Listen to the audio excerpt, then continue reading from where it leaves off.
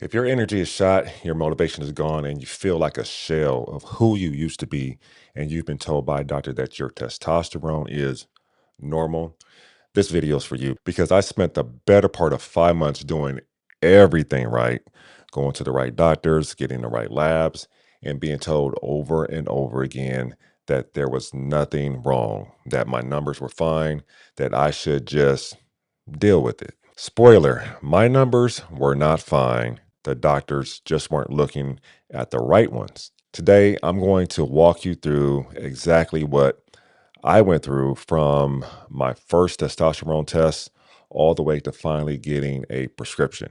I'm going to explain the lab work so you actually understand what your numbers mean. I'm going to break down the cost of going through your doctor versus a telehealth company versus a TRT clinic. And I'm going to be honest about the risks, the barriers, and the things I wish someone had told me before I started. This is a long one, so use the chapters. But if you're dealing with this, I promise you'll want to stay for all of it. Quick note. Before I dive in, I'm not a doctor. Nothing in this video is medical advice. This is my experience. Talk to your own provider. Okay, let's get into it. Now, to understand my story, you need a little context. I went through radiation treatment for prostate cancer, and after treatment concluded, things started changing. My energy declined, my drive declined, my motivation, things that used to come naturally just weren't there. It was gradual but progressive, the kind of thing where you don't notice it day to day, but you look back 6 months and realize you've been running on empty. Now, I didn't immediately jump to, I need testosterone. That's not who I am. I figured it was fatigue from treatment, from recovery, from everything that comes with a cancer diagnosis. But by November of 2025, things hadn't improved. They were getting worse. So I finally asked my primary care doctor if we could run a testosterone test. She agreed.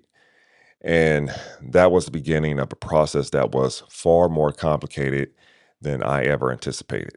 Before I walk you through my results, I need to make sure you understand what the labs are actually measuring because this is where most doctors and most patients get it wrong. When most people think testosterone tests, they think of one number, total testosterone. That's the total amount of testosterone your body produces. And on paper, a normal testosterone level sounds like good news. But here's what total testosterone doesn't tell you: how much of that testosterone is actually available to your body. And here's why that matters. Testosterone in your bloodstream doesn't just float around freely. Most of it gets bound to proteins. About 60% binds tightly to a protein called SHBG, or sex hormone binding globulin. When testosterone is bound to SHBG, it is essentially locked up. Your body cannot use it.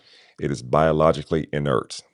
Another chunk, roughly 38%, binds loosely to a protein called albumin. Because that binding is loose, your body can still potentially access it. And then there's free testosterone, only about 2% of the total, which is completely unbound and fully available for your body to use.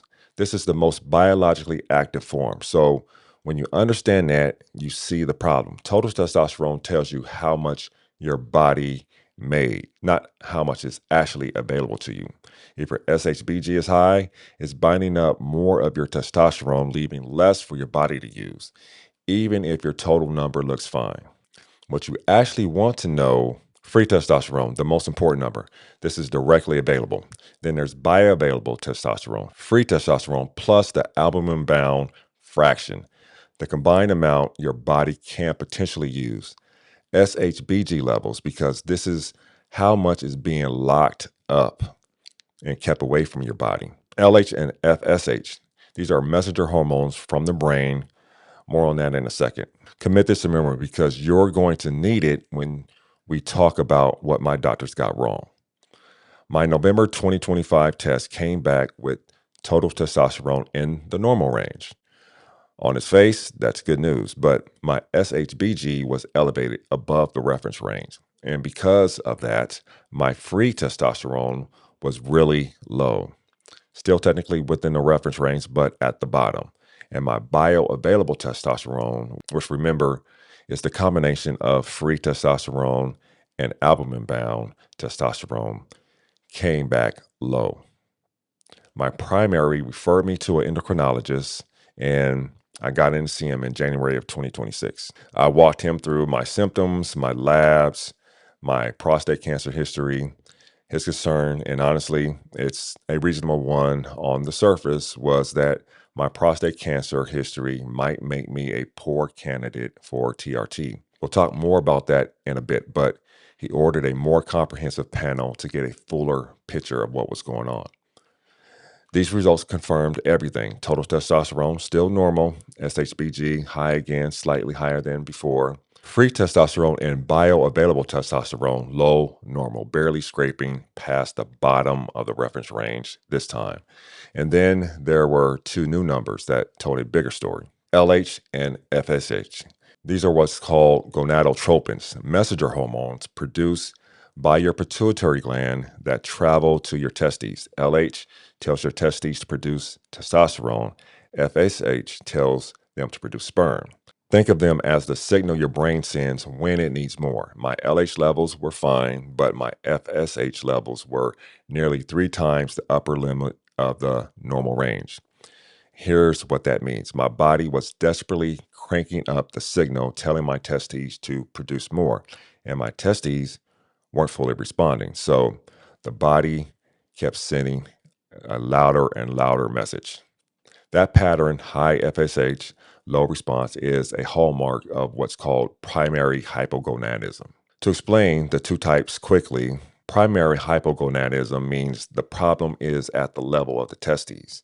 The signal is being sent, but the testes can't respond adequately. And then there's secondary hypogonadism, which means the problem is upstream. The signal, LH or FSH, isn't being sent properly, so production is low for that reason. My FSH levels were telling a clear story. My body was working overtime. My testes just couldn't keep up. Shortly after that endocrinologist appointment, I had a routine follow-up with my urologist, just a standard check-in for the prostate cancer.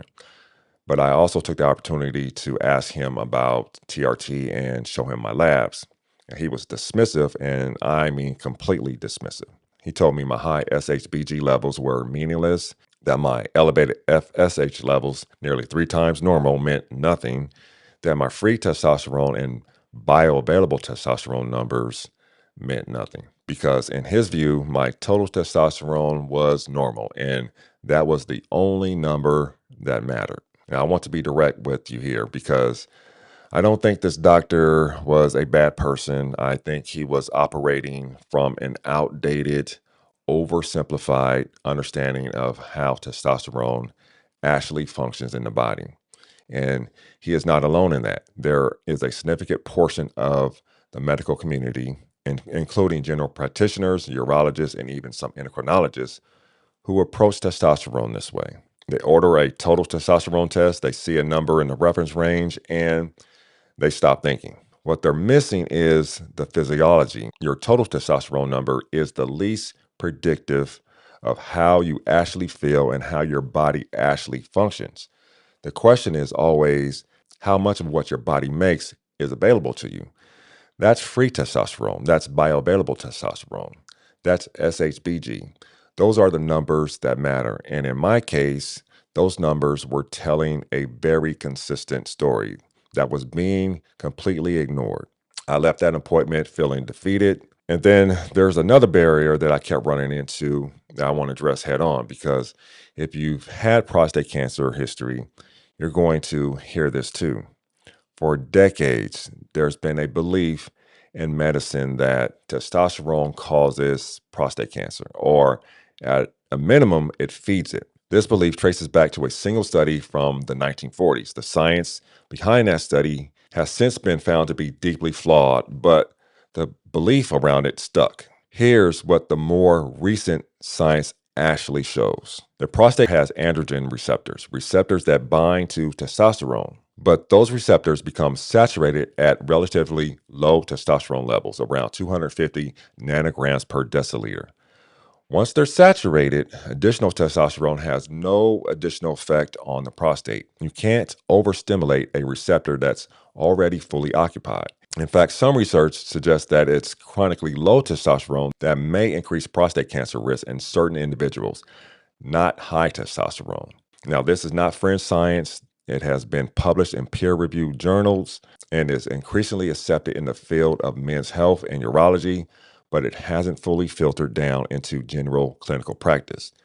So when doctors see a prostate cancer history and testosterone therapy in the same sentence, many still reach for the old instinct. Don't do it, even when the data doesn't support that reflex. This matters for your conversations with doctors. You may need to advocate for yourself. You may need to find someone who's actually current on the science. And that leads me to the next part of my story. After that dismissive urologist appointment, I started looking for a urologist who specialized in male hormones, someone who actually looked at my full lab picture and engaged with the science around testosterone and prostate cancer. Here's a practical problem nobody talks about, that it's not something you can easily Google, like looking up urologist who specializes in male hormones in Las Vegas. It doesn't return a clean list of vetted specialists. You're sifting through directories, practice websites, and reviews, trying to piece together whether someone is actually going to help you.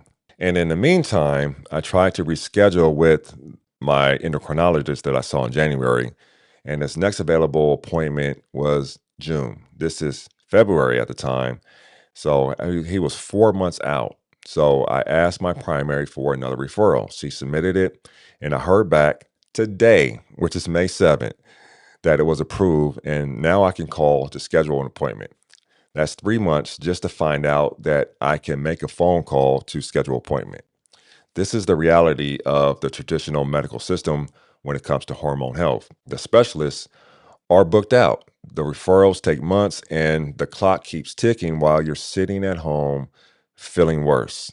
At this point, I'm desperate. I'm frustrated. I'm exhausted from feeling the way I'm feeling and being told that nothing is wrong. So I start looking at telehealth options. Now, if you search online, you'll find a whole industry built around this. There's Peter MD, there's Home Health, there's HIMS, Henry Mance, and a host of others. The pitch is simple. Skip the traditional system, get your labs done, talk to a clinician online, and get a prescription shipped to your door. I looked at all of them. My first concern was cost, which I'll break down in detail shortly, but I decided to give one a try. I went through the entire intake process. I disclosed my prostate cancer history. They sent me to get labs. They charged my card $650 for 6 months of treatment. My labs came back. Total testosterone was the lowest it had been, and the high 400s, still technically normal though. Free testosterone was low normal, and bioavailable testosterone was low. FSH was still elevated. SHBG was normal this time. I got to my appointment ready to finally move forward. And they told me they couldn't take me as a patient. Their policy required patients to be at least 5 years post-treatment for prostate cancer. And I'm not there yet. I'm a year out at this point. A policy, though, that they knew about before I went through the entire intake process, before they charged my card, before I got the labs done. So I asked for my money back and I moved on. The second company, same story. I went through the full intake, disclosed my cancer history, no red flags. They charged me $780 for 6 months. Then, after I submitted my labs, they started asking questions about my prostate cancer history by text and email. And then came the verdict. I needed a written approval letter from my urologist before they would treat me. The same urologist, mind you, who told me my labs were meaningless. Again, I had to ask for a refund. Now, I'm telling you both of these stories not to bash these companies. I think telehealth TRT is genuinely a good option for many people, especially if you don't have insurance or you can't get in to see a provider for some reason or another. But the intake processes need to ask the right questions up front. Having a patient go through 2 weeks of intake, pay hundreds of dollars, and get labs drawn only to find out at the finish line that there's a disqualifying factor. That's not okay. Ask before you take the money. So I took a chance on a new urologist locally. I came in prepared. I brought my prostate cancer history, the full pathology reports, and all of my labs. She reviewed everything, and initially she said what I'd heard before. My total testosterone numbers were in a good range. But here's the difference. When I pushed back and pointed to my free testosterone, my bioavailable testosterone, my SHBG levels, and my FSH levels, she didn't dismiss me.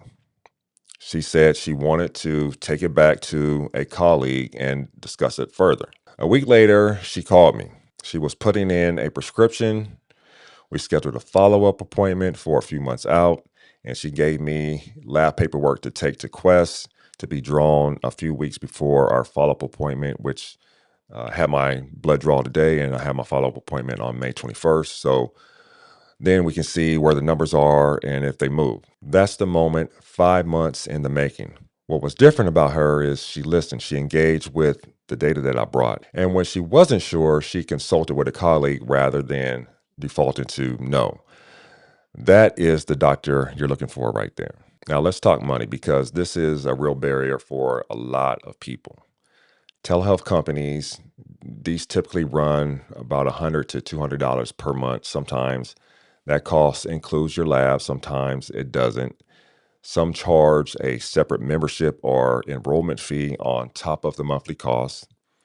So before you sign up for anything, get a clear answer on what's included. The upside of a telehealth company is the convenience. There's fast onboarding for people without complicating factors, and the prescriptions often get to your door quickly. The downside is costs. It adds up fast, and as I found out, the intake processes don't always surface disqualifying conditions early enough. And then there's TRT clinics. Brick and mortar TRT clinics can run as much or more than telehealth. The better ones offer in-person monitoring, more hands-on management, and relationships with clinical staff. But I'll be direct, there are TRT clinics out there that operate closer to what I call a pill mill. They prescribe broadly, they don't do thorough follow-up labs, and they're not always running the full panels that they should be. Not all clinics are like this. There are excellent ones out there. You just have to find them. You have to do your own research. Ask about their monitoring protocols. Ask how often they run labs. Ask specifically about hematocrit and PSA monitoring if you're on TRT long term. And then there's the traditional route with insurance. My first prescription wasn't covered by insurance. My out-of-pocket costs at the pharmacy was just $45. It's not the $650 for 6 months, not the $780, not $150 a month, but $45. And using GoodRx, that dropped it to about $26. Now, my provider filed an appeal with my insurance company, and by the time I got my first refill, it was approved. And with insurance coverage, my refill was $10. Or I can get a 90-day supply for $20. That is a dramatic difference from what I was about to pay through a telehealth route. And it came with the benefit of a doctor who's actually monitoring my case, ordering follow-up labs, and has my full medical history. The traditional route is harder to assess. It takes longer. It requires finding the right doctor. But if you can get there, the cost difference is significant. Now, I would be doing you a disservice if I didn't talk about this. TRT is not without risk. This is not something you start and forget about. If you're going this route through any channel, you need to understand what you're signing up for. There's fertility and natural testosterone production. When you introduce exogenous testosterone, your body often reduces or stops its own natural production. This also suppresses sperm production. If having biological children is something you're considering, there are things they can do to address this. This is an important conversation to have with your doctor before starting, though. Hematocrit elevation is another one. Testosterone can stimulate your body to produce more red blood cells. That sounds fine, but if hematocrit gets too high, your blood thickens, and that increases cardiovascular risk. This is why regular blood work is non-negotiable. Your doctor should be monitoring this, not occasionally, but on a schedule. And there are things you can do, like giving blood to help mitigate this. And then there's cardiovascular considerations. There has been research and some debate around cardiovascular effects of TRT, particularly in older men. This is another reason why ongoing monitoring and a doctor who actually knows your history matters. And then there's PSA and prostate monitoring. If you have a prostate cancer history like I do, PSA monitoring is a given. But even without that history, PSA levels should be tracked. And then there is the long-term commitment. This is something that doesn't get discussed enough. Once you start TRT, it's generally a long-term or permanent decision. Your natural production may not fully recover. This isn't a reason not to do it if it's right for you, but you should go in with your eyes wide open. What good monitoring looks like is regular labs at a minimum every 3 to 6 months, including total and free testosterone, hematocrit, PSA, and a metabolic panel along with estradiol numbers. That's important too. A doctor who reviews those numbers with you, not just files them away, is important as well. Now, I want to be transparent about something. A big part of how I was able to advocate for myself in these doctor's appointments, how I knew which numbers mattered, how I understood the science around testosterone and prostate cancer came from educating myself. And a lot of that educating came from YouTube. There are physicians putting out genuinely excellent research-grounded content on this topic. I'll link some of those specific videos in the description, but I want to name a few of them here because they deserve the credit. First is Dr. Abraham Morgentaler, who is arguably the most important figure in changing how the medical community thinks about testosterone and prostate cancer. He's been at the forefront of dismantling the myth that testosterone replacement therapy causes or accelerates aggressive prostate cancer, a belief that blocked patients like me for decades. His work, both clinical and published, is what a lot of the current science is built on. If you have a prostate cancer history and you're trying to understand your options, start with him. Dr. Mohit Kara is another one. He is a urologist and a professor at the Baylor College of Medicine, where he holds an endowed chair in urology. He specializes in male sexual dysfunction and male infertility, along with testosterone replacement therapy. His content is thorough, evidence-based, and he has a real gift for explaining complex hormonal science in a way that's actually accessible. If you want to understand the clinical side of TRT, how it works, who it is appropriate for, how it's managed, his videos are essential. And then there's Dr. Rena Malik, who is a board-certified urologist and pelvic surgeon specializing in sexual medicine, hormone health, and reconstructive urology. She covers both male and female hormone health, and she's one of the clearest communicators in this space. If you felt like your questions weren't being taken seriously in a clinical setting, watching her content will remind you that there are physicians out there who do take this seriously. Now, I'm not affiliated with any of them. I'm just a patient who found their work genuinely useful when the medical system wasn't giving me the answers. Links to a few of their videos are in the description of this video here. I'd encourage you to explore them when you get a chance. Now, if you take nothing else from this video, take these three things. 1, total testosterone is the least important number on your panel. Know your free testosterone. Know your bioavailable testosterone. Know your SHBG. If your doctor only ordered a total testosterone test, ask for a full panel. 2, finding the right doctor matters more than finding the right system. There are great doctors inside the traditional system. There are great telehealth platforms. There are great TRT clinics, but there are also plenty of these that will steer you wrong. Advocate for yourself. Bring your data. Push back when something doesn't add up. 3, if you have a complicated history like cancer treatment or existing conditions or any other complicating factor, get all of that on the table early with any provider you're considering, especially telehealth. Don't go through the intake, pay the fees, get the labs, and then find out you were never a candidate. Ask up front. My journey from that first test in November to finally holding the prescription took 5 months. It involves multiple doctors, 2 telehealth attempts, and a lot of frustrating conversations. But I got there. And if you're dealing with this, I hope some part of my experience makes your path a little shorter. If you have questions, drop them in the comments. I'll do my best to answer. And if this video helped you, sharing it is the most useful thing you can do, because there are a lot of people dealing with this quietly who don't know where to start. Take care of yourselves.